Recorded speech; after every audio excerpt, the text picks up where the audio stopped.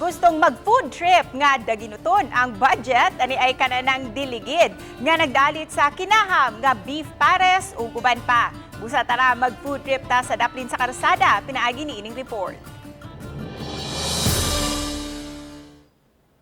Sa sudlon ng bahin sa Barangay Capitol Site, nagpundo ang bisikleta nga gihimong kananan.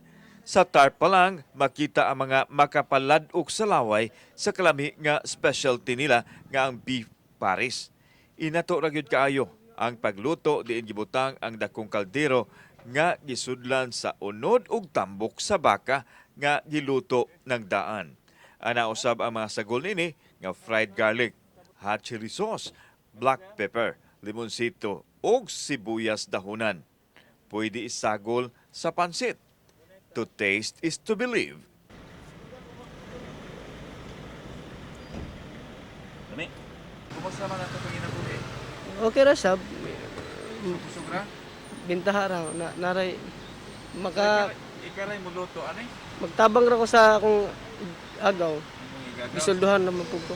Dili kalimod ang lami nga haom sa mga dila nga way ugam apan hinay-hinay lang sa naghinubrang katambok sa baka nga kon mabugnaw na mahimong sibo, busa eat moderately. Kauban si Cleofer Lumayag, ako si Alan Domingo. Balitang Bisdak.